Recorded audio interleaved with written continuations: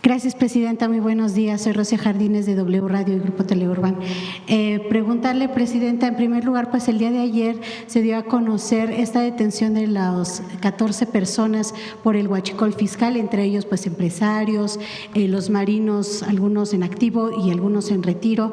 Y pues comentó el fiscal general de la República, Presidenta, que el exsecretario de Marina había denunciado ya esta situación.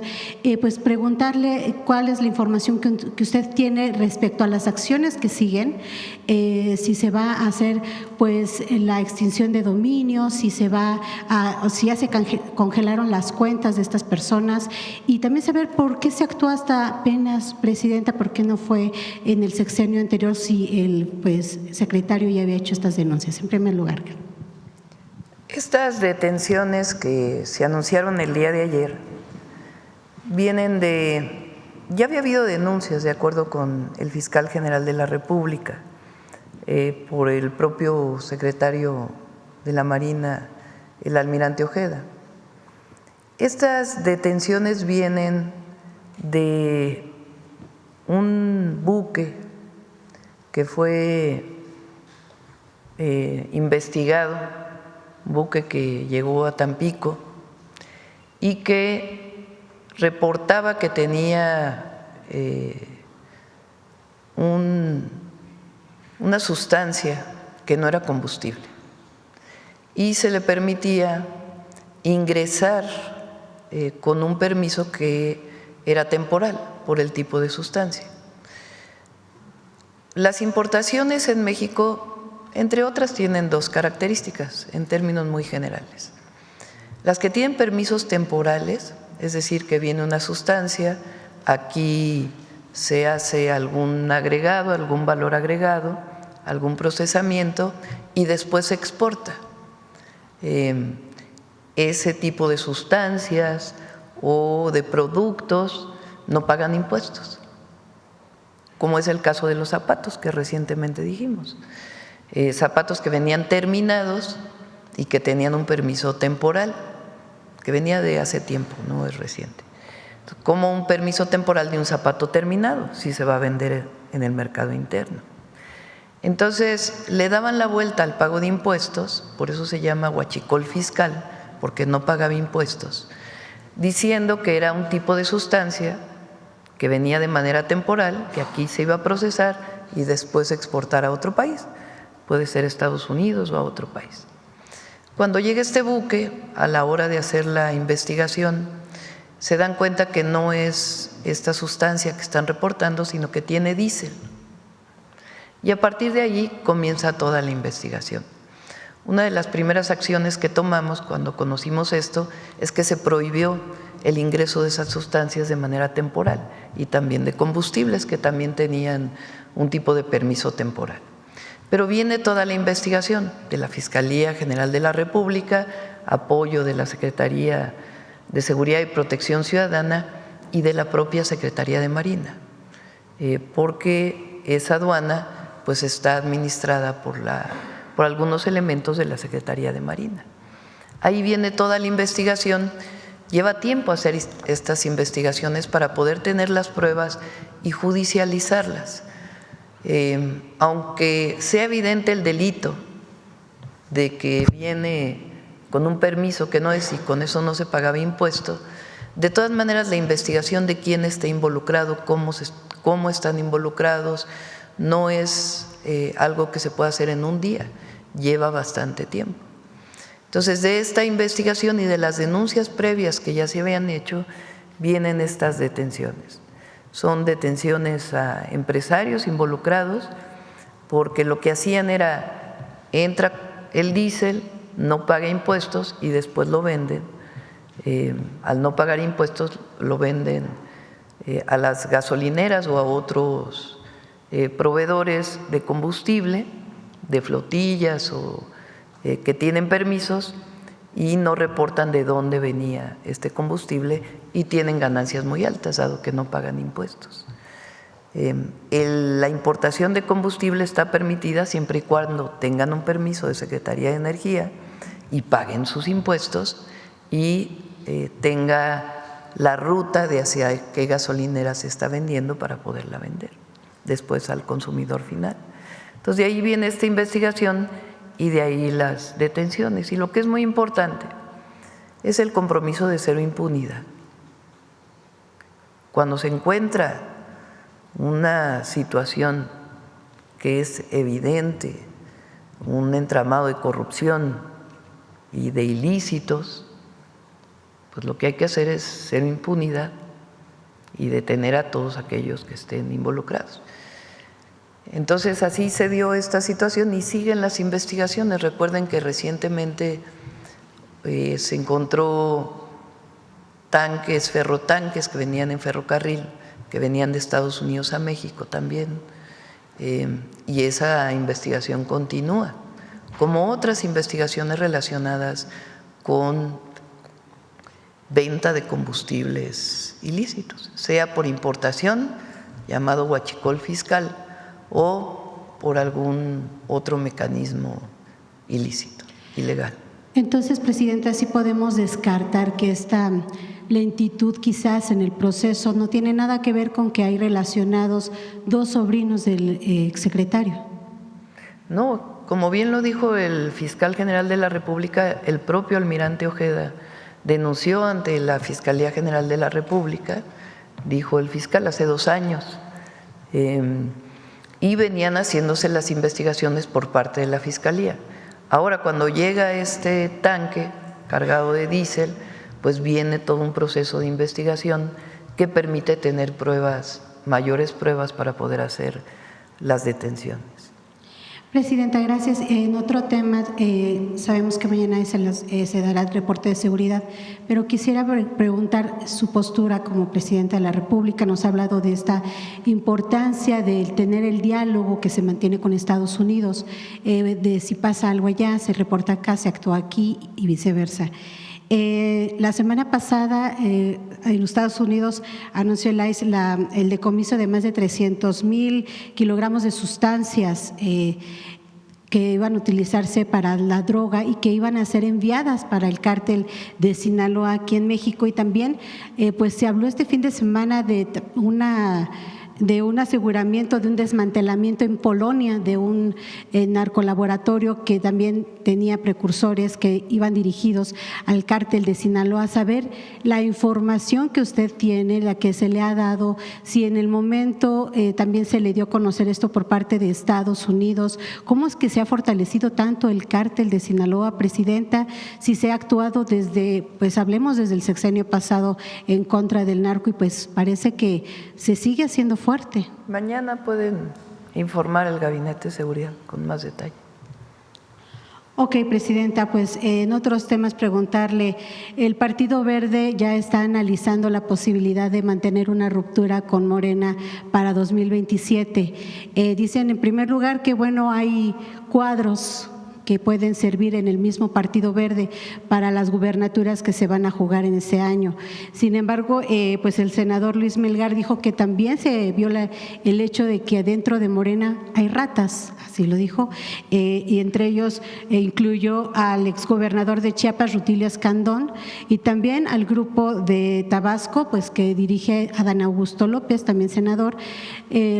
Saber qué respuesta le da usted al Partido Verde. Y por último, si me permite ya hacerle la pregunta, ¿quiénes van a ser los representantes de los poderes que usted invitará a todas las gestas para el mes de septiembre, Presidenta? Tanto lo de los niños héroes, el grito, el desfile. Muchas gracias. Le corresponde a Morena, ¿no?, definir sus alianzas para el 2027. Ya esa parte ya no nos corresponde a nosotros. Lo importante aquí es que los 3 partidos que nos postularon para el 2024 han estado votando juntos en el Congreso y eso es muy bueno porque permiten que siga avanzando la transformación y que siga mejorando la vida pública en el país.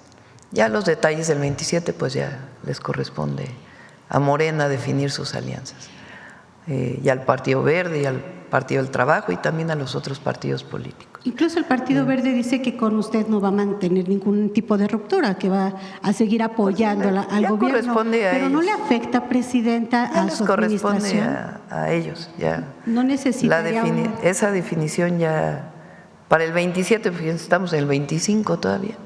Todavía no pero se es un buen momento para define el inicio de la jornada electoral, es en un año más o menos. Todavía le cuelga para poder iniciar. Entonces, no me voy a meter al tema de las alianzas o no. Ya eso le corresponde a los partidos políticos. Morena no necesita un jaloncito de orejas. Ya no me voy a meter al tema de los partidos políticos. Gracias. De las alianzas, y eso ya no le corresponde a la presidenta, le corresponde a los partidos sus alianzas en el 27. De los invitados, va a ser una ceremonia muy austera, muy austera. Esencialmente va a ser el gabinete legal. No, el 16 de septiembre, que ya hay más, en el desfile sí vamos a invitar a embajadores y a los poderes. Ya el 15 va a ser una ceremonia muy austera, con el gabinete nada más. Bueno, ¿quién más? A ver, aquí el compañero.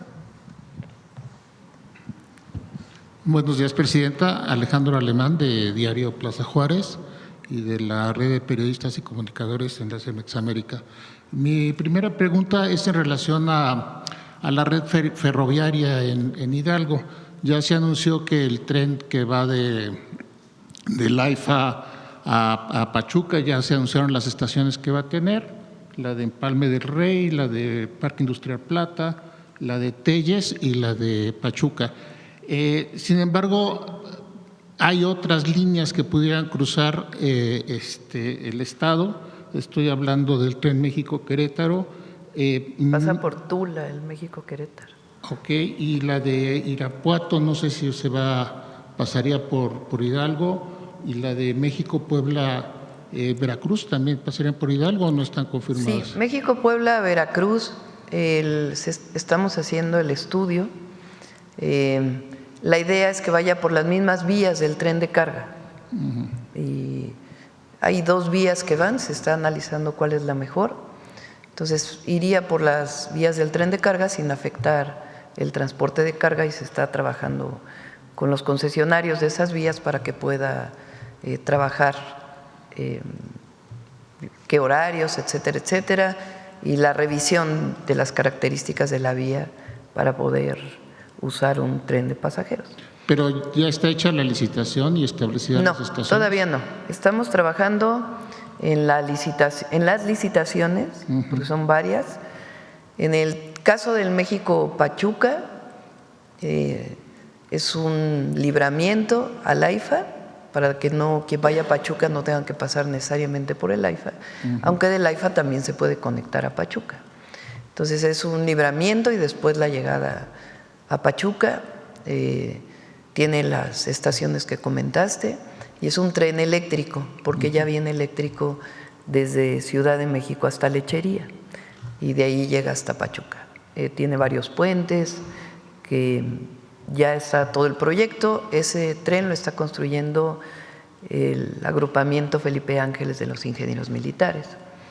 El México-Querétaro también pasa por Hidalgo, particularmente por Tula, y también lo están construyendo los ingenieros militares, y en realidad se está trabajando en la adquisición del derecho de vía, que va también muy adelantado, para ya impulsarlo al 100%, pero tiene el recurso, se tiene absolutamente todo y va avanzando. ¿Irapuato? Además, se licitó el Querétaro-Irapuato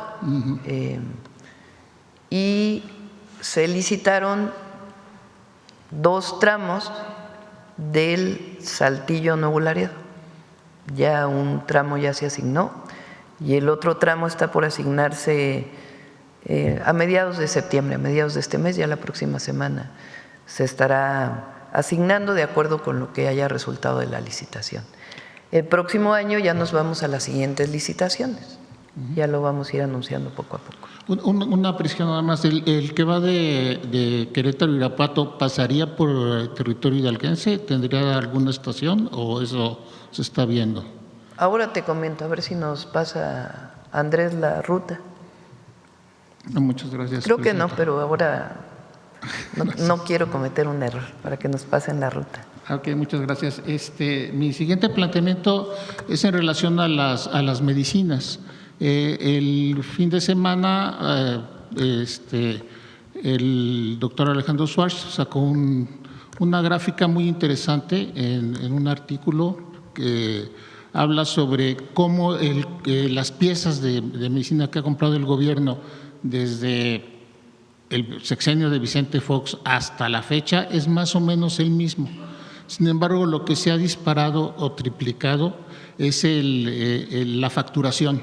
Y él explicaba que en parte tiene que ver con que se presentan nuevas fórmulas para productos y obviamente pues estos tienen un precio más alto y entonces esto hace que el sector público cada vez tenga que gastar más en la compra de medicamentos. Y ponía como ejemplo el caso de los antihipertensivos, que decía que había 17 distintos productos con distintas fórmulas y distintas mezclas para hacer hipertensivos, pero que pues cada médico elegía el que pensaba, ¿no? Y entonces que esto creaba una situación muy compleja.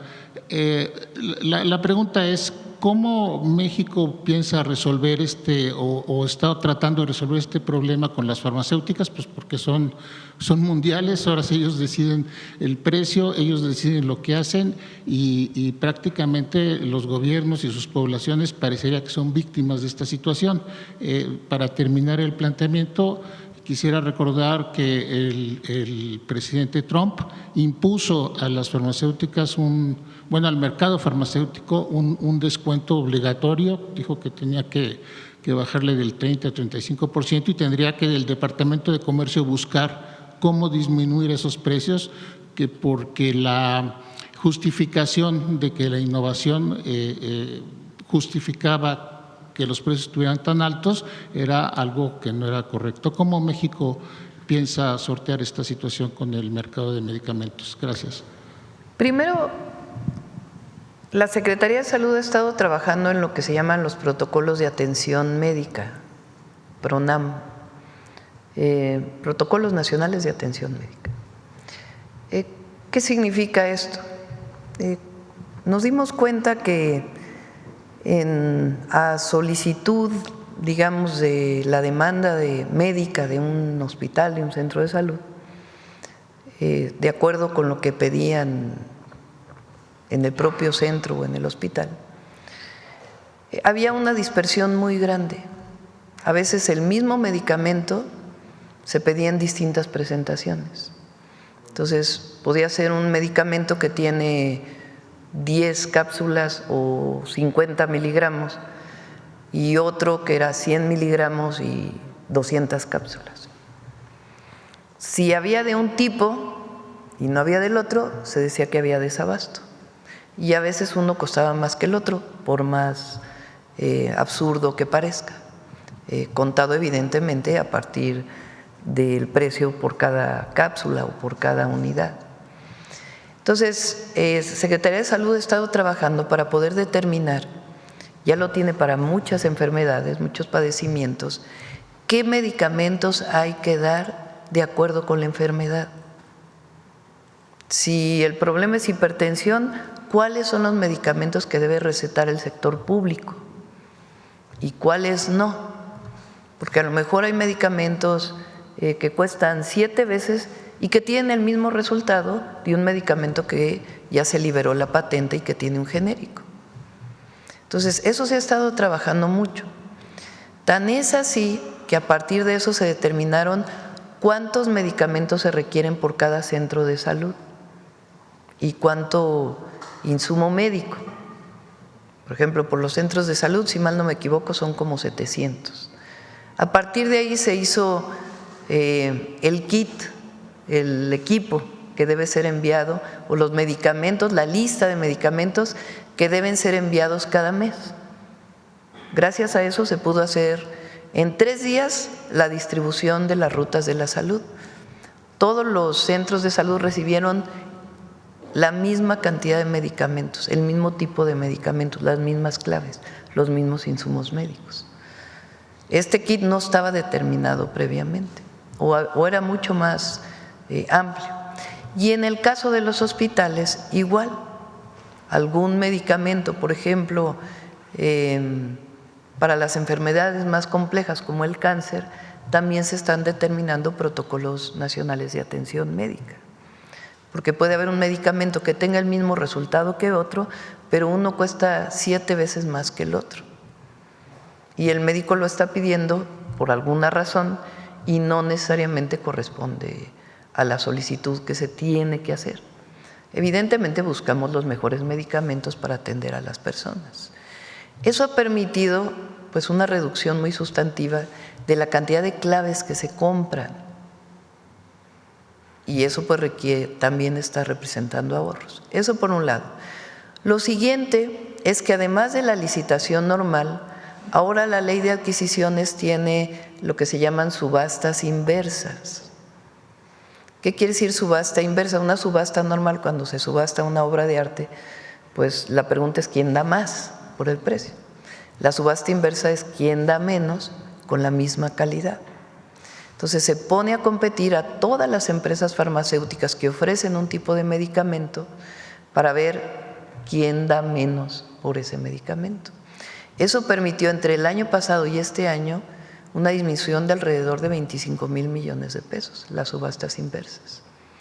Y además podemos tomar en cuenta esto que mencionas, de buscar pues también generar, sobre todo para aquellos medicamentos de patente, porque donde es genérico disminuyen mucho los precios, donde ya se liberó la patente, pero los medicamentos de patente pues tienen precios muy altos en algunas ocasiones.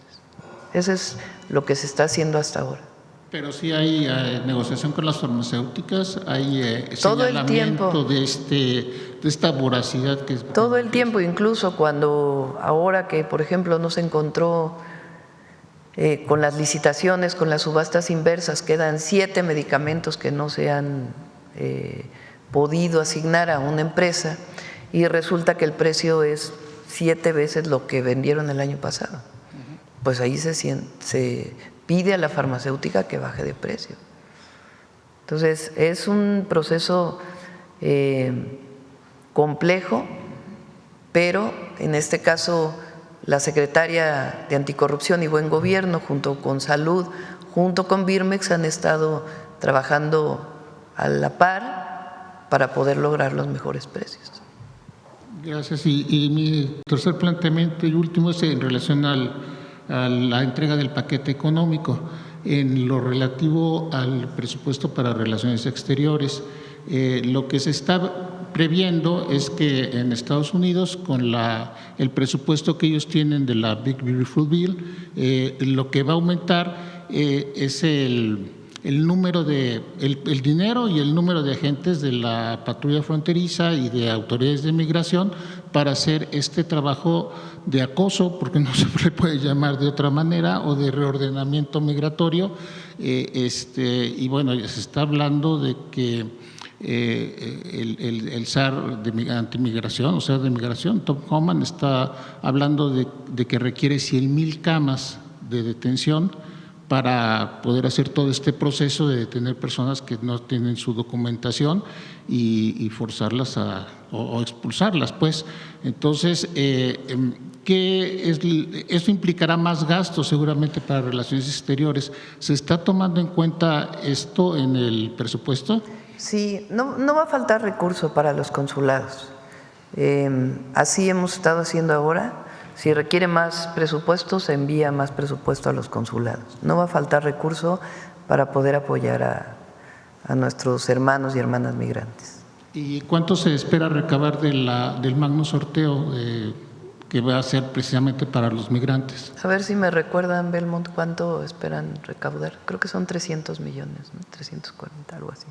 Sí, bueno, aquí el asunto que hace ver la diferencia entre la protección consular y los repatriados es que las cifras de la Secretaría de Gobernación, que ve el tema de repatriados, están hablando de más de 80,000 repatriados, en tanto que las cifras de la Cancillería de a cuántos mexicanos se les ha prestado atención consular, en su última conferencia de prensa hablaron de 13,000, es decir, hay un diferencial muy grande entre personas que son repatriadas que no pasan por la protección consular. Y lo digo porque una persona que es repatriada es una persona que le quitan la vida, prácticamente su forma de vida.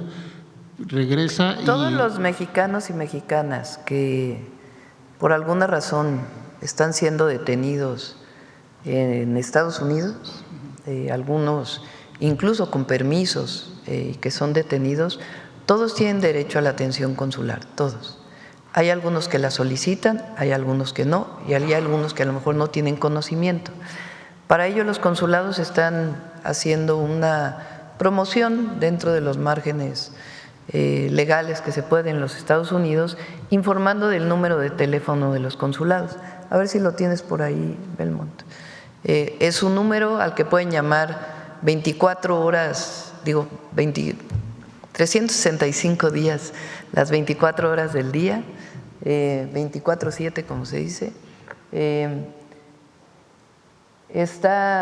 La línea de apoyo está en Estados Unidos y también tiene un call center desde México que está apoyando, lo reforzamos. Y reforzamos también el portal de apoyo a nuestros connacionales allá para que tengan toda la información. Entonces, todos tienen derecho a solicitar. Por ejemplo, nos informaron que de la última redada son 23 mexicanos que fueron detenidos en Georgia, ¿no? En esta planta de automotriz. 13 de ellos pidieron apoyo consular, 10 no pidieron apoyo consular. Todos tienen derecho a pedirlo y depende ya de ellos solicitarlo. De inmediato, cuando hay una redada, el consulado tiene instrucciones de en ese mismo instante que tienen conocimiento, solicitar información a las instituciones de Estados Unidos, a ICE se llama, que es principalmente quien ahora está haciendo estas injustas redadas. De inmediato se ponen en contacto con ellos para que pueda haber información. Desde aquí se solicita información a la Embajada de los Estados Unidos y se va a los distintos lugares de detención para poder tener comunicación directa con los familiares o con los detenidos. ¿Hay algo que se está esperando para Chicago, que ya se anunció en la investida, que van a entrar a Chicago? Está ahí los consulados pues, atentos y alertas para poder apoyar, y todos nuestros paisanos que utilicen este número si tienen algún problema o sencillamente para asesoría. Ahora te informo.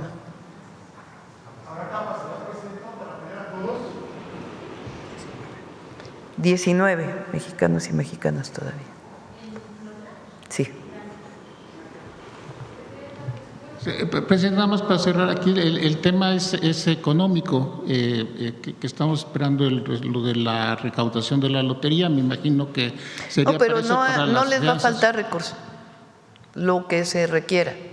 Sale el presupuesto y si se requiere más recursos para la contratación de agencias de abogados que ayuden a nuestros connacionales, existirá el recurso. No, en eso bueno, no. La otra parte que es muy importante son las fianzas, aunque ahorita no están dando fianzas, sí son fianzas de $2,000, $3,000. Sí, también se apoya con distintas instituciones. Sí. Bueno, pues, muchas gracias. Sí. Bueno, ¿quién más? A ver aquí, financiero. Gracias, doctor. Eduardo Ortega, del periódico El Financiero. Hoy se presenta el paquete económico 2026, entonces quiero preguntarle si en este paquete se va a mantener como objetivo principal la disciplina fiscal para el próximo año.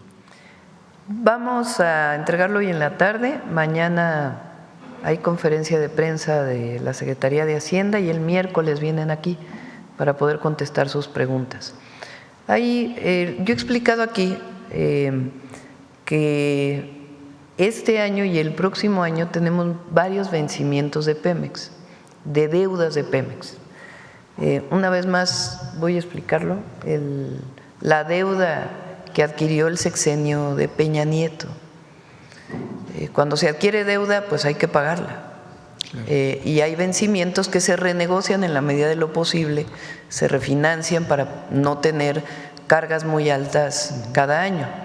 Pero particularmente la carga de 2025 y de 2026 para pagar amortizaciones, intereses, etcétera, de Pemex, que está apoyando la Secretaría de Hacienda, son muy importantes.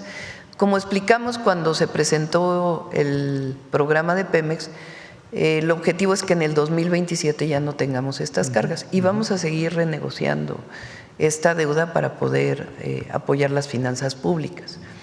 Pero esta deuda que pasó de 60,000 millones de dólares a 105,000 millones de dólares tiene vencimientos muy importantes en el 25, o tuvo ya en el 25, todavía una parte falta, y en el 26. Y esa es una parte que estamos explicando en el presupuesto de estos años. Sí. Pero si nos permiten, pues ya que lo explique, evidentemente buscamos el menor déficit posible y la consolidación mayor en ese sentido, pero tenemos estos temas en el 25 y en el 26 que se están atendiendo. Hay una muy buena respuesta de las calificadoras a estos temas o a este tema en particular.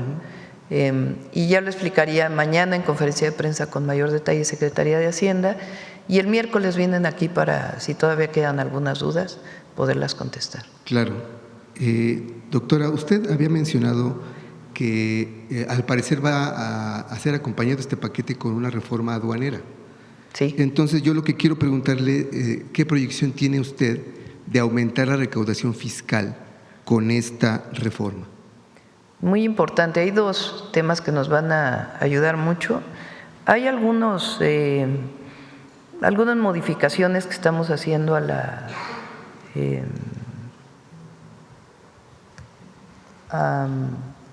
no tributarios y a otros esquemas de lo que se llama la miscelánea fiscal, que ya vamos a informar. Y por otro lado, hay dos temas que nos van a ayudar con la recaudación el próximo año. Uno, varias modificaciones, algunas de ellas ya se hicieron y otras nuevas para disminuir todavía más la afectación por las factureras, facturas falsas que todavía siguen existiendo y que estamos poniendo muchos candados del SAT para evitar que haya estas facturas falsas. Además de que ahora pues ya es delito grave la factura falsa, la facturación falsa. Y lo segundo son las aduanas.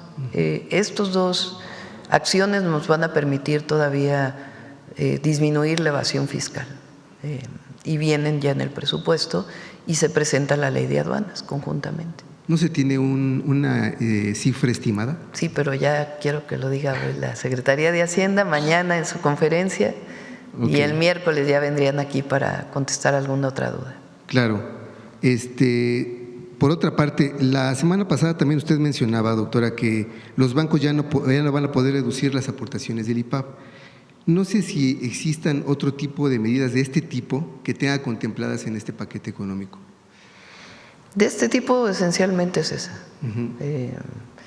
Y vienen muchos temas en el paquete.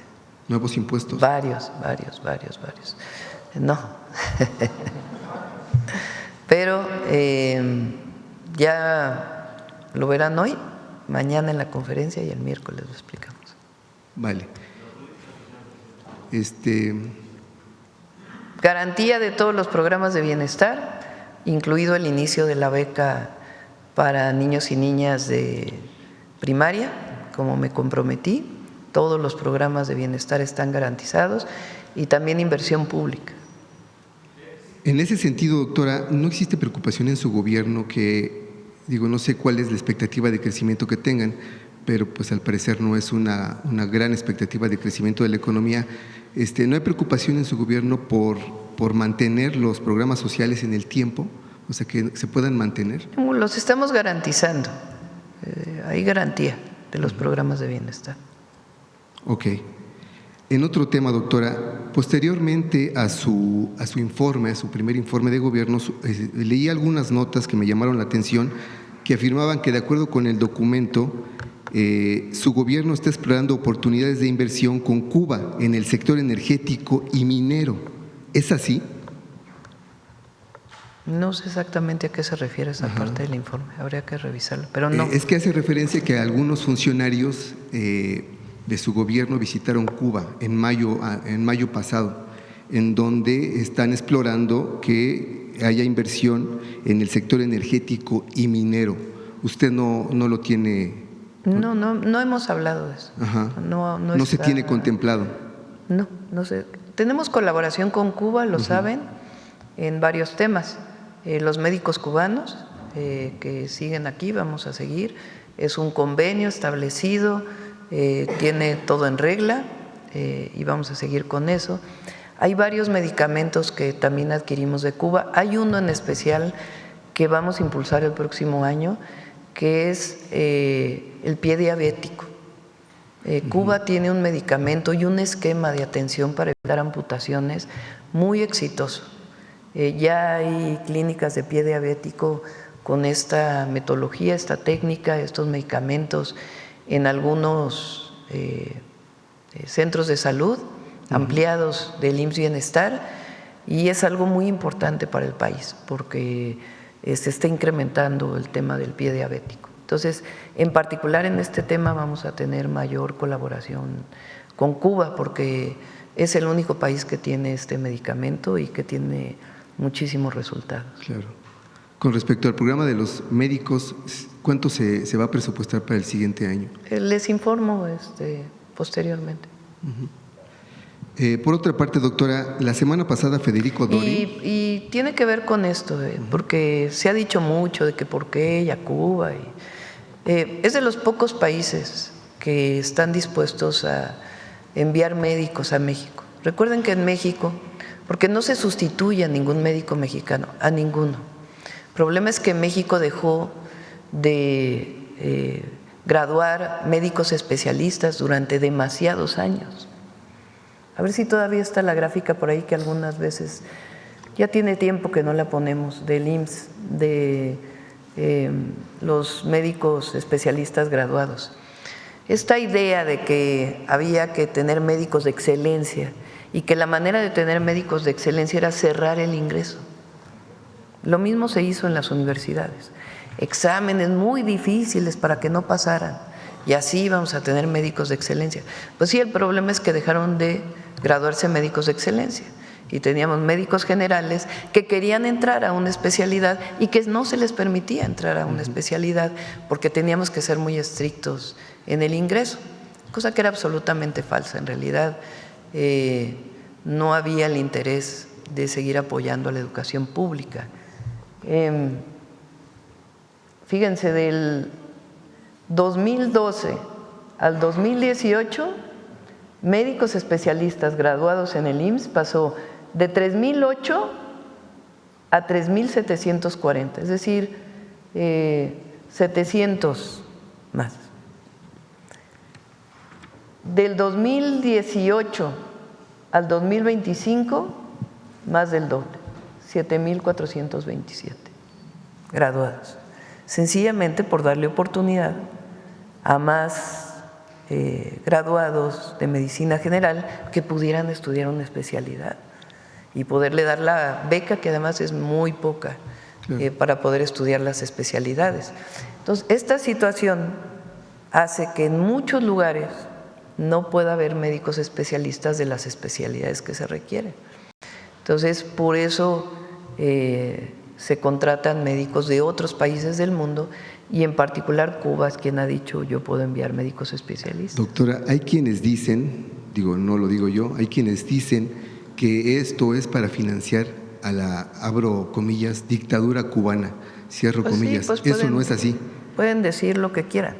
pero lo cierto es que están ayudando a los más pobres de nuestro país, que son médicos muy buenos, graduados y que están dispuestos a venir a México a los lugares más apartados, donde muchas veces médicos mexicanos tampoco quieren irse a la montaña de Guerrero o a otros lugares.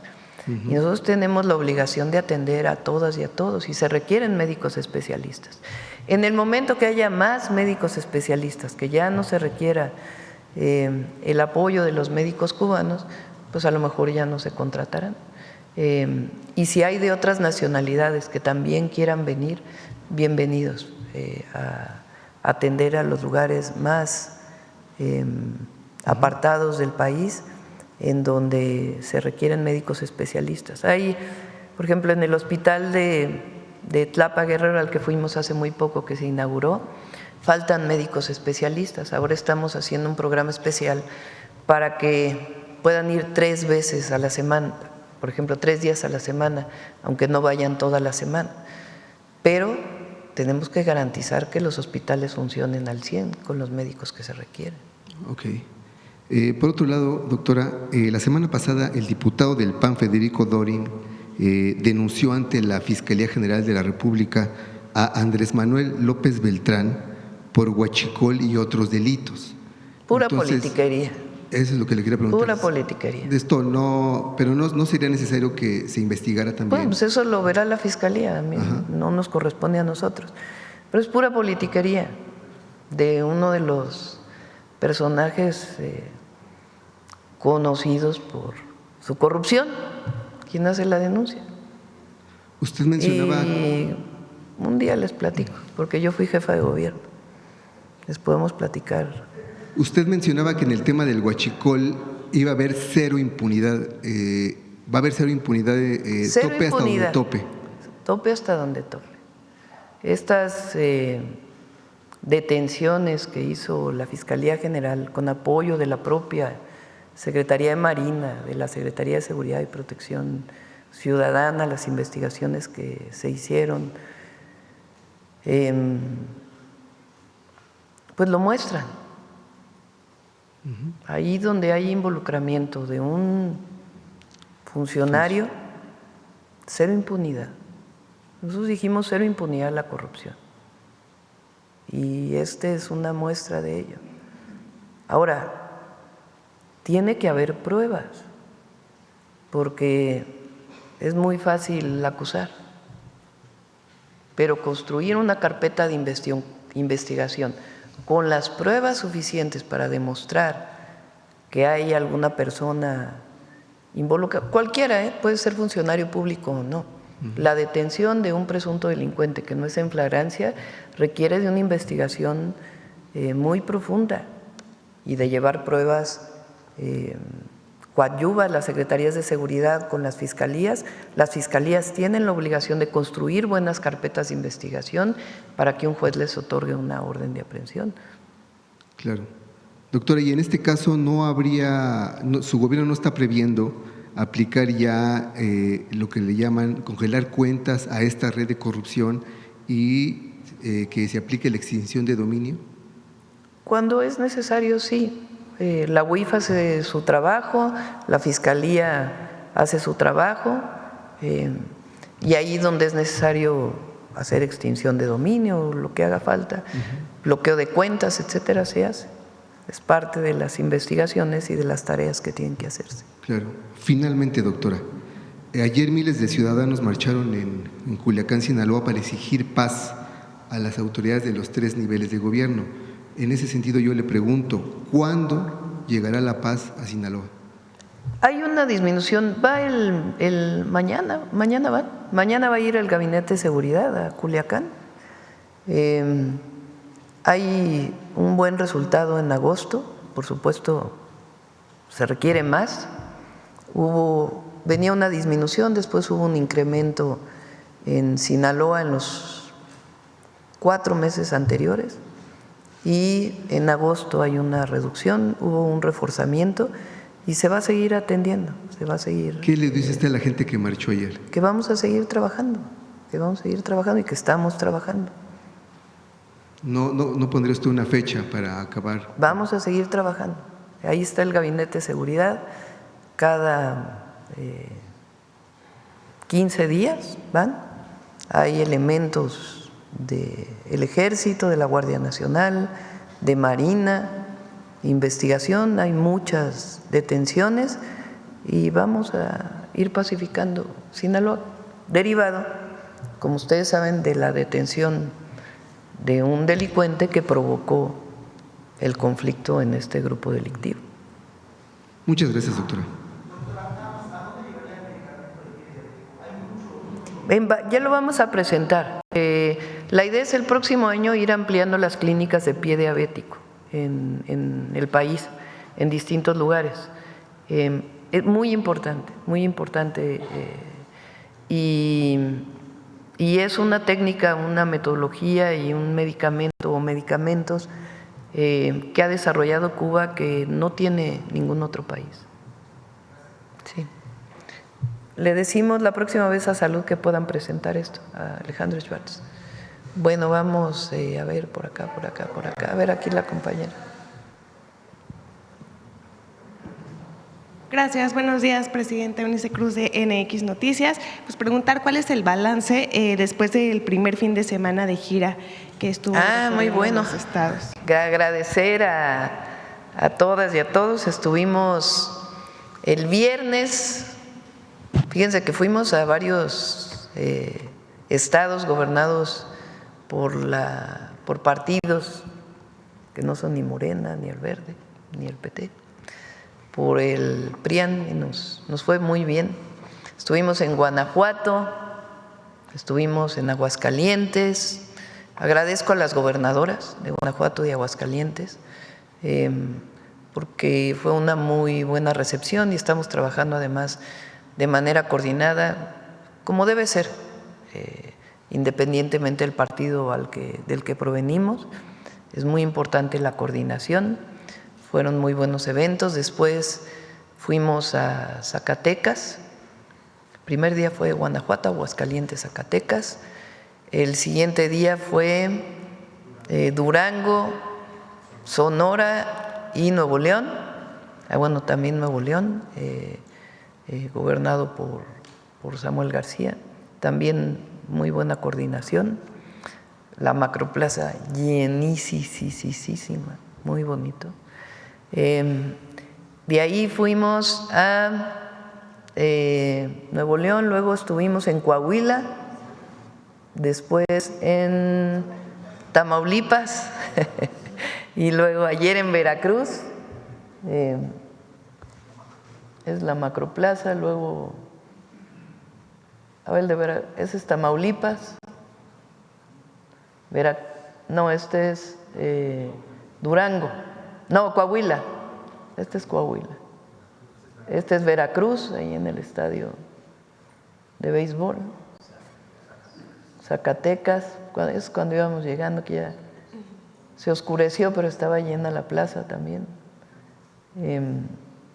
Fueron, en total, este es Guanajuato, ¿no?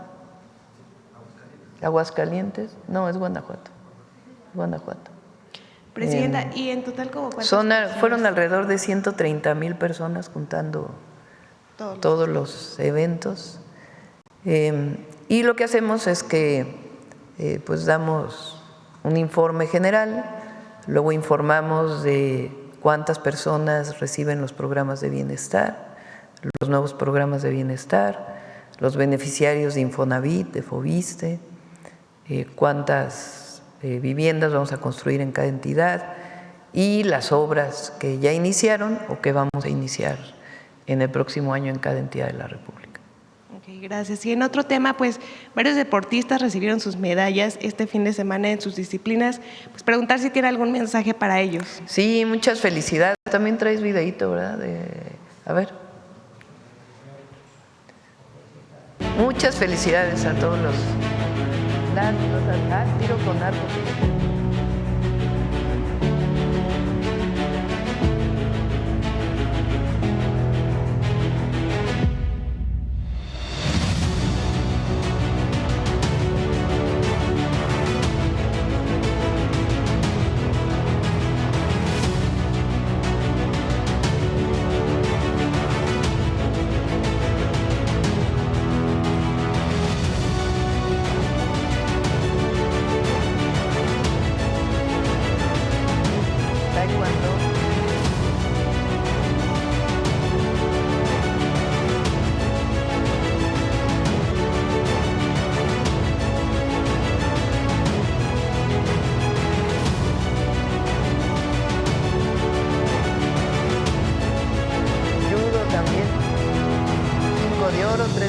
plata, 7 de bronce.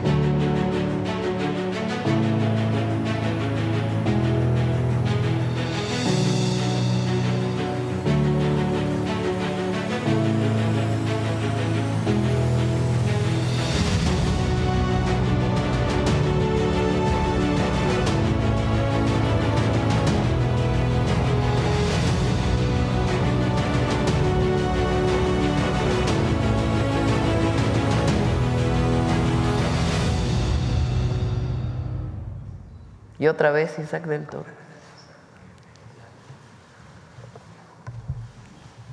Gracias. ¿Quién más? Todavía. A ver acá.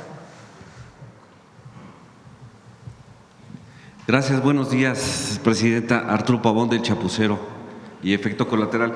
Preguntarle de Profeco si nos puede dar un panorama sobre si hay obligación de los padres de familia de la compra del uniforme. Lo comento porque pues nos han denunciado de una escuela de bachillerato tecnológico que está en Iztacalco, una escuela, un centro multimodal de actividades de ciencias del mar, donde pues ya les pasaron un volante para decirles que tienen que estar uniformados a partir del 17 de septiembre. Es un uniforme que nada tiene que ver con las actividades que son pues tecnológicas, pero son uniformes de gala, deportivos, que bueno, sí llevan deportes, pero están en un precio de 900 pesos el de deportes y el de gala también 900.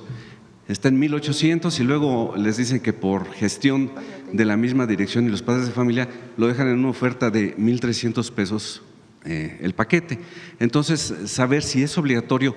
Y también les están pasando un papelito muy curioso, sin ninguna identificación, donde dicen que tienen que depositar ahí su inscripción, pero en bachillerato está prohibido la cuota de inscripción. Si nos podrían dar un panorama, por favor. Gracias. Con mucho gusto. Perdón, nada más la pregunta, ¿es una escuela privada o es pública? No, es pública. Con muchísimo gusto, si me da la información, lo revisamos incluso con la SEP, con quien también tenemos la vinculación para revisar este tipo de cosas. No hemos tenido quejas radicadas ni de incremento de precios, sí vimos algunas notas, pero como lo informamos aquí y también ya dimos a conocer los resultados de todo el operativo que realizamos para el seguimiento tanto de comportamiento comercial como de quejas, en realidad no tenemos quejas radicadas sobre incrementos o sobre algún tema en particular sobre útiles y uniformes escolares. Solamente estuvimos recogiendo información de redes sociales y dándole respuesta a las personas consumidoras a través de esas mismas vías. Pero si usted nos pasa la información precisa de esta escuela, con muchísimo gusto nos sentamos con CEP y lo revisamos. Sí, muchas gracias. Gracias. No debería ser. Ajá. No debería. Sí, nos pasaron el dato los padres de familia y por eso lo quisimos traer aquí. Por otro lado, en el tema de Sinaloa, también sabemos que es cuestión de cultura, de lo que se va a valer, digamos, para poder resolver muchos de los asuntos que hay allá en Sinaloa, entre lo que es el arte, la ciencia y pues vaya, lo que es la educación, la academia. Y pues hemos sabido que ya el gobernador y también el rector de la Universidad Autónoma de Sinaloa, pues han hecho convenios para, a través de la cultura, del arte y de la academia, pues mejorar la calidad de vida y sobre todo la productividad. Tiene grandes retos Sinaloa, pero esto es muy importante, este tipo de convenios entre lo que es la academia, las autoridades de educación y el gobierno. ¿Qué opinión tiene de eso, Presidenta? Sí, Sinaloa este año que pasó tuvo no solamente el problema de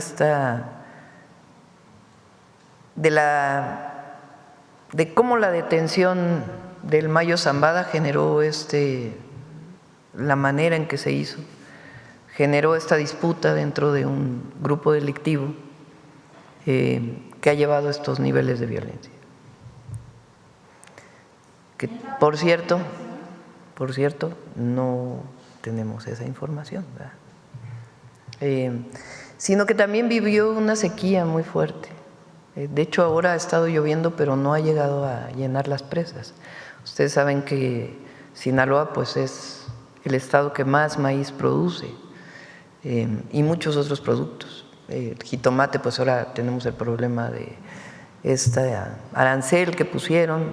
Entonces ha tenido una diversidad de problemas que le han afectado.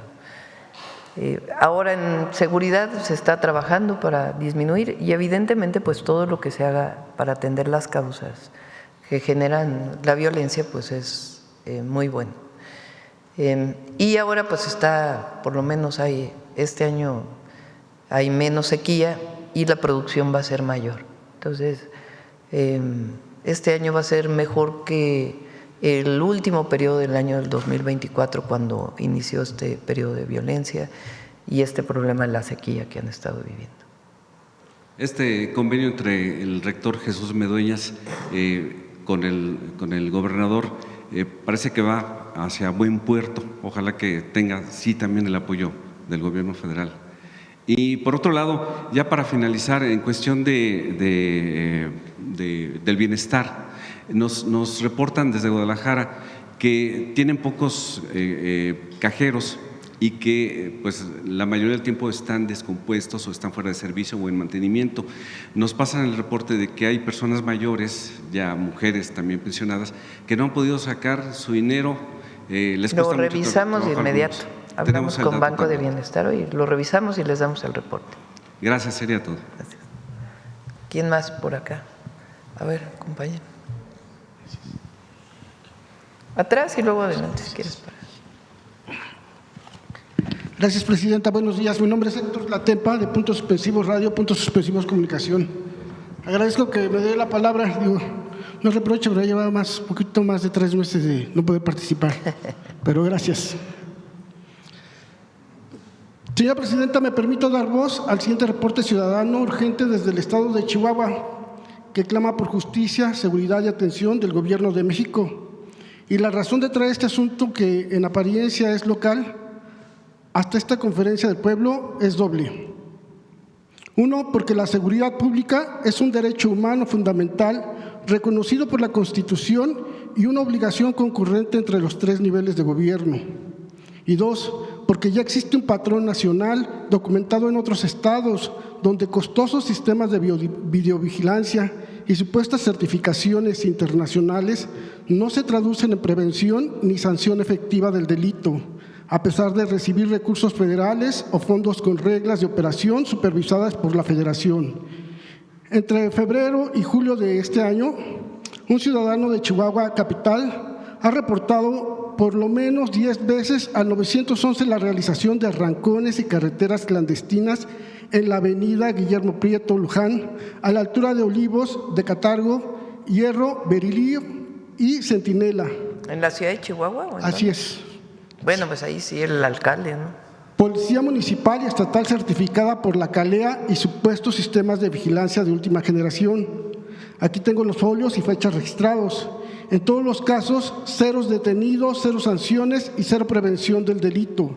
Presidenta, no es un hecho aislado. Aquí en la propia conferencia del pueblo, usted ya ha abordado denuncias similares sobre contratos millonarios en seguridad tecnológica, como en Guanajuato y Querétaro, que no han reducido la violencia.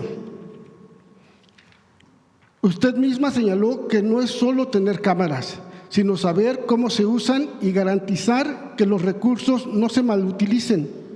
En Chihuahua se observa un fenómeno similar al de otros estados, una inversión considerable en tecnología de seguridad que en la práctica no parece estar cumpliendo con el objetivo de prevenir el delito ni proteger a la ciudadanía.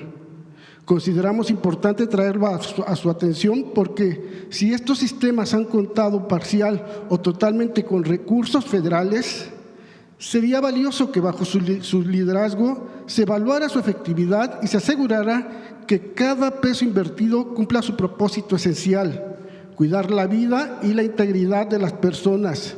Por ello solicitamos que, de ser posible, la Secretaría de Seguridad y Protección Ciudadana y la Auditoría Superior de la Federación revisen si el escudo Centinela recibió recursos federales y, de ser así, evalúen su uso y resultados. También que se investigue la inacción reiterada de las autoridades municipales y estatales de Chihuahua frente a estos reportes documentados. que se establezca un mecanismo federal de evaluación de impacto real de la tecnología de seguridad para que no sea un negocio de contratistas, sino una herramienta al servicio de la vida. Presidenta, porque la vida de un niño cruzando la calle en Chihuahua vale lo mismo que la de un niño en Iztapalapa o en Tapachula. Traemos este caso a su atención. La cuarta transformación, para ser verdadera, debe llegar a cada calle, a cada cámara, para que la justicia no dependa del código postal. Gracias, presidenta. Bueno, hay que decir también que hay responsabilidades, ¿no? Evidentemente uno no tiene que atender todo y buscar gestionar y ayudar y coordinarse para que en todos los lugares de la República haya seguridad, paz y no haya esta situación.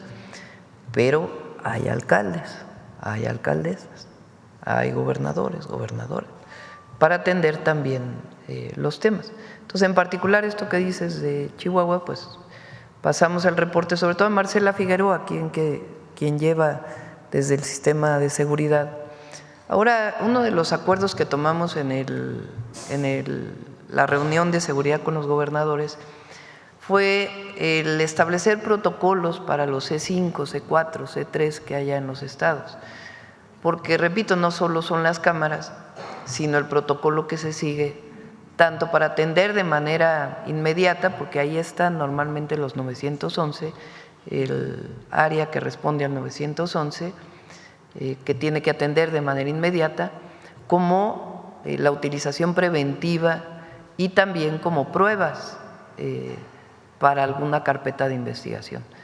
Hay un área que es Plataforma México que está trabajando en eso en todos los centros de vigilancia de todo el país.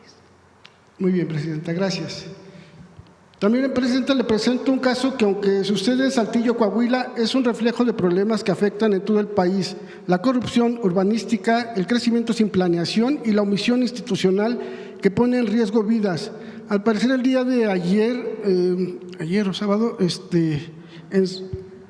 ayer o el sábado, no recuerdo, ahora que estuve ahí en Saltillo, se acercaron con usted precisamente, ya cuando iba de regreso en su camioneta, una de las denunciantes, que voy a omitir su nombre, pero ayer al parecer le dieron a conocer esta denuncia. De todos modos la quiero hacer aquí pública.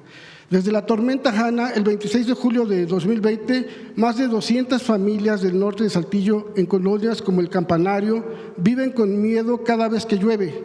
Ese día muchas tuvieron que subir a los techos con sus hijos para no morir ahogadas. Lo más grave es que la tragedia fue provocada por decisiones humanas.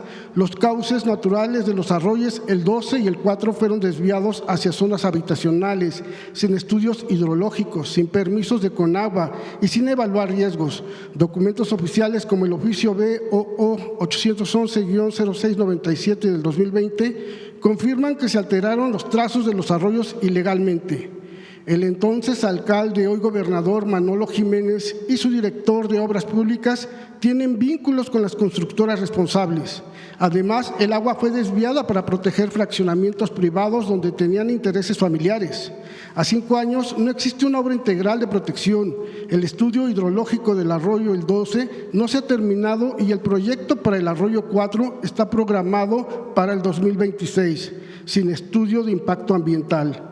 Traigo este caso a nivel federal porque involucra derechos humanos, dictámenes de una independencia federal y un patrón de corrupción que podría repetirse en otras ciudades.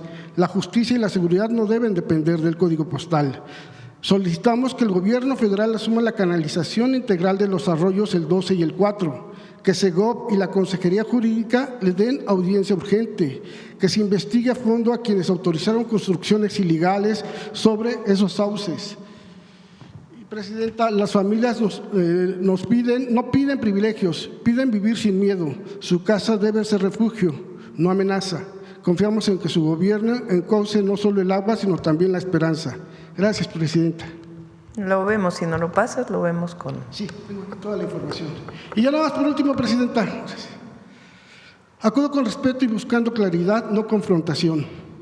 Recientemente, en el programa Negocios TV en España, el doctor Alfredo Jalife Rame afirmó que los puertos de Veracruz y Lázaro Cárdenas habrían sido entregados a la empresa BlackRock y que esta firma sería quien salvaría con sus dólares a Pemex, sugiriendo una posible dependencia financiera del Gobierno de México hacia esta corporación.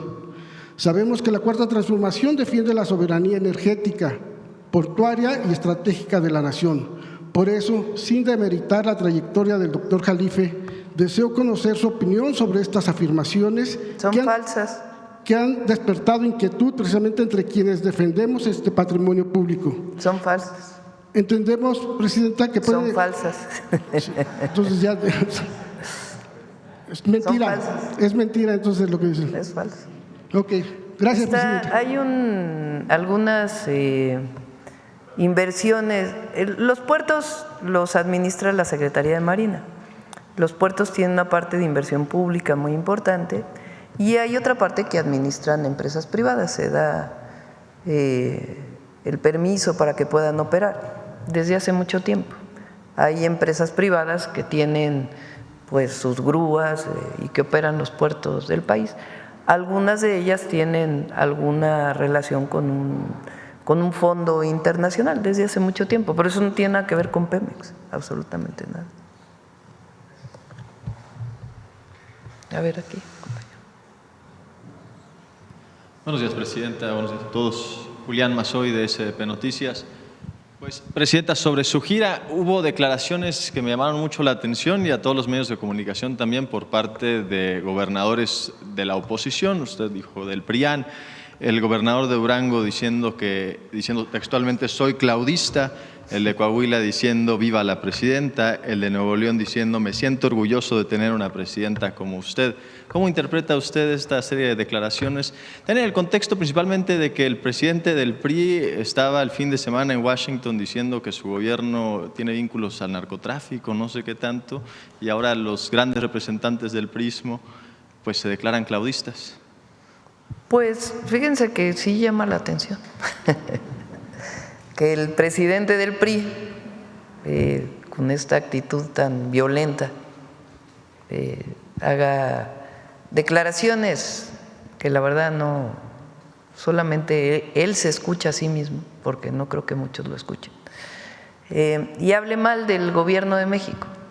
Es más, vaya a Estados Unidos a pedir la intervención de Estados Unidos en México. O sea, más vendepatrias no puede haber. Y en cambio, con los gobernadores de oposición tenemos buena relación, particularmente con los del PRI y también con todos, pero en particular, como estamos hablando del presidente del PRI y con el gobernador de Durango y de Coahuila, pues hay relación institucional, colaboración, coordinación, y agradezco pues obviamente sus palabras.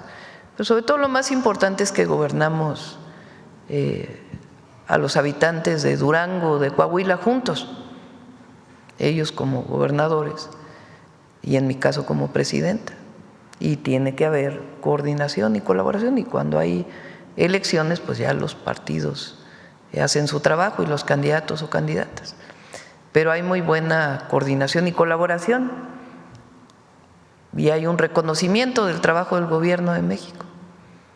Entonces pues quién sabe qué esté pasando ahí, ¿verdad? Dentro del PRI o del PRIAN, porque también con las gobernadoras de Aguascalientes y de Guanajuato, el de Querétaro, hay buena relación, se trabaja conjuntamente, institucional, como debe de ser. Pero pues el presidente del PAN, el mayor exponente del cártel inmobiliario, pues no habla bien del gobierno. Entonces, pues sí, llama la atención. Presidenta, algo más que me llama la atención dentro de la lista de gobernadoras que usted acaba de mencionar hace unos segundos, no mencionó a la gobernadora de Chihuahua. Bueno, porque no hemos ido a Chihuahua. Curiosamente, pero vamos a ir ya pronto a Chihuahua. En Durango, Sonora, Nuevo León, Tamaulipas, y el único que faltó de la región fue Chihuahua. ¿Hubo algún motivo en particular? No, vamos a regresar. Es el diseño de las giras como lo hacemos, pero vamos a ir a las 32 entidades. Muy bien, Presidenta. Sobre el propio tema también de la misma gira que está usted encabezando, pues varios de los estados que visitó, estoy pensando particularmente en Nuevo León, uno de los estados más importantes en relación al PIB, por ejemplo, tienen elecciones en el 2027. ¿Usted con estas giras de alguna manera está retomando o haciendo valer el consejo de Andrés Manuel de tener contacto directo con el pueblo por parte de quienes gobiernan? ¿Hay algún consejo a los aspirantes de Nuevo León, por ejemplo, hacia las elecciones? Esa es otra cosa. Lo que sí es que todo aquel que se dedique a la política es con la gente, no en las cúpulas, sino con el pueblo. Eso es lo más importante. Y más si son de nuestro movimiento. Muy bien, Presidenta. También sobre otro estado que visitó usted, Sonora, me llamó la atención dentro del discurso que usted dio, lo propio que dijo el gobernador, destaca la cantidad de becas que se han dado en ese estado, los números son brutales, más de 515,000 becas que usted habla ahí en su discurso, un montón de ellas a primaria, secundaria, universidad, y esto contrasta con, pues, un poco volver a hacer la reflexión en torno a aquellos que hablan de que las becas debieran de ser meritocráticas y ser dadas a aquellos que se sacan mejores calificaciones o aquellos que las merecen en lugar de ser concebidas como un derecho, Presidenta. Hay esta idea de que desde primaria, por supuesto que, a ver, todas las niñas y niños deben hacer su esfuerzo en la escuela. Hay una parte de esfuerzo individual que es fundamental y en la colectividad, el maestro, la maestra, pues tiene que promover que todos los estudiantes tengan el amor por el estudio y por todas las materias que se llevan en la escuela. Pero esta idea de que desde los primeros años hay que premiar al que tiene 9 y 10 de calificación con una beca, lo único que genera es mayor división. Los que tienen beca, los que no tienen beca. Los que tienen talento, los que no tienen talento. Y lo que deben buscar los gobiernos es la igualdad, la equidad. No se puede calificar igual a un niño o una niña que no llegó desayunado a la escuela que quien llegó desayunado a la escuela. A un niño o una niña que tiene problemas en su casa con quien no tiene problemas. A un niño o una niña que solamente está la madre, por ejemplo, cuidando a una madre soltera, como se llama, o madre trabajadora, que cuando los dos aportan económicamente o en términos del hogar. Entonces, nuestra visión es que todos deben tener lo mínimo indispensable para ir a la escuela. Entonces, la beca tiene que ver con uniformes, útiles, el apoyo alimenticio, lo mínimo indispensable para ir a la escuela. De tal manera que emparejes. Y ya de ahí, pues ya es el esfuerzo individual, el apoyo que se puede dar. Hay niños y niñas que les gustan más las matemáticas, que les gusta más la lectura, que les gusta más el deporte, eso es natural. Y cada uno tiene distintas preferencias. Pero es muy importante que todos lleguen parejo a la escuela, parejas, parejos a la escuela. Y por eso becamos a todas y a todos. Ese es el objetivo. Presidenta, me surge otra pregunta de seguimiento a la primera que hice, quizás si la debía haber hecho antes. Gobierna el PRI en Durango y en Coahuila, como usted lo dijo, pero viendo estas declaraciones de los gobernadores, ¿diría usted que gobierna la Cuarta Transformación a través de algún otro partido o no los identifica con la Cuarta Transformación? Cada uno tiene su visión. Nos coordinamos institucionalmente, pero cada uno tiene su visión. Y hay diferencias cuando gobierna un partido político de cuando gobierna otro. Tiene que haber buenos gobernantes en todos los casos, ¿verdad? Pero hay diferencias, hay visiones. Entonces, hay una visión que es de la Cuarta Transformación y visiones distintas. Pero hay coordinación institucional y el gobierno de la República busca apoyar a todos los habitantes de todas las entidades de la República. Evidentemente, pues en la coordinación con los gobernadores. Hacemos obras de agua, carreteras, trenes, y eso ayuda al desarrollo del Estado. Pero evidentemente, si vienes de uno o de otro partido político, pues tienes una visión distinta. Otra pregunta de un último tema, Presidenta, otro por completo. El Club América ha recientemente denunciado, quizás sutilmente, abusos de autoridad por parte del alcalde de la Benito Juárez, cuyo nombre no recuerdo y prefiero no acordarme, por motivos de que se inventa un pleito vecinal para no permitir el acceso de los aficionados que viajan de todos los estados de la República a un partido de fútbol la semana pasada. Perdieron recientemente, o ganó un amparo más bien, el Club América para evitar este abuso de autoridad por parte del alcalde. Pues sería bueno que se denunciara, ¿no? Si de veras hay un acto de corrupción o de intimidación, pues que se denuncie y que se investigue. Muchas gracias, Presidenta. Bueno, cerramos, 9:15, nos vamos temprano hoy. Humanismo mexicano.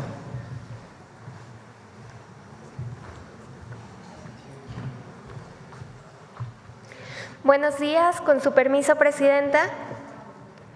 En el libro La invención de América, el historiador Edmundo Gorman planteó, entre otras interesantes ideas, que la llegada de los españoles al continente americano representó la apropiación territorial para la realización de lo que ellos imaginaban como su nuevo mundo.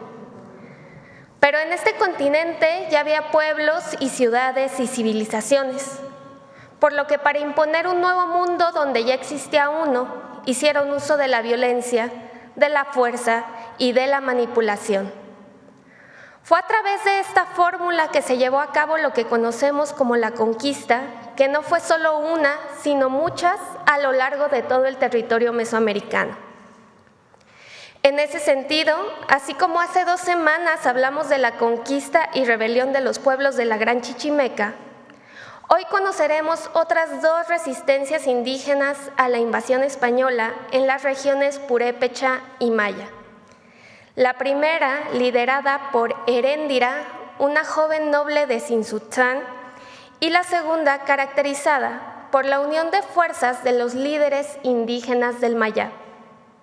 Así, desde el humanismo mexicano recuperamos estos hechos históricos que nos revelan una tradición de resistencia y resiliencia que caracteriza a los pueblos indígenas de nuestro país.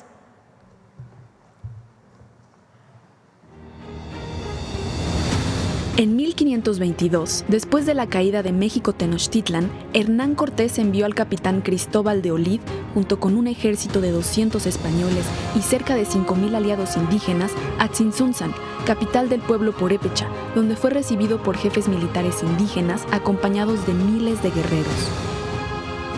Olid fue recibido de forma pacífica, había prometido paz y los purépechas creyeron en su palabra.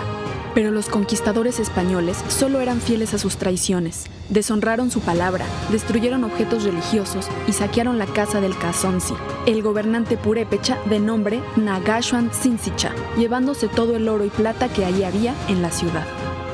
Para los saqueadores nunca es suficiente. Olid demandó más oro y más plata. Tzintzitza, el principal de los purépechas, se lo entregaría directamente a Hernán Cortés, con quien acordó que la tierra que hoy es Michoacán formaría parte del reino español. Tzintzitza buscaba la paz, pero en el trato solo encontró muerte.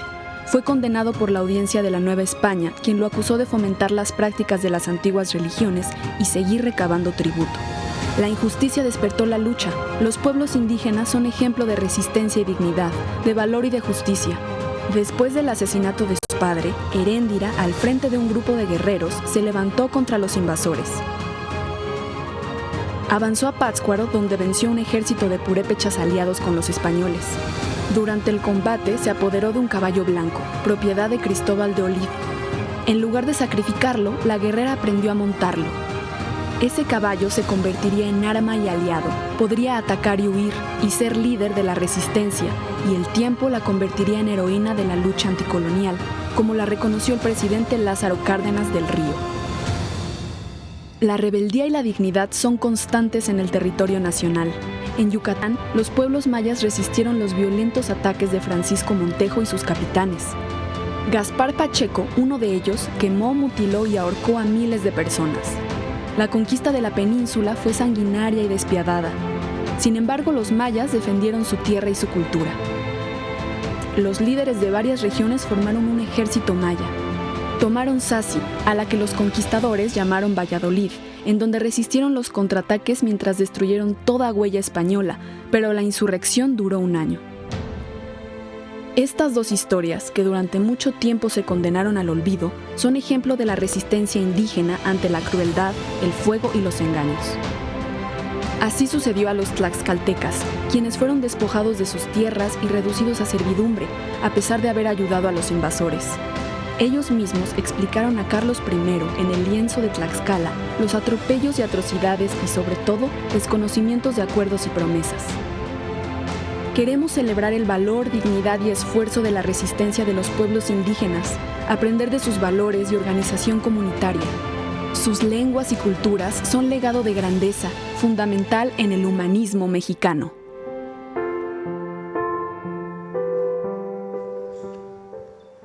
Muchas gracias, Presidenta. Con permiso. Buen día.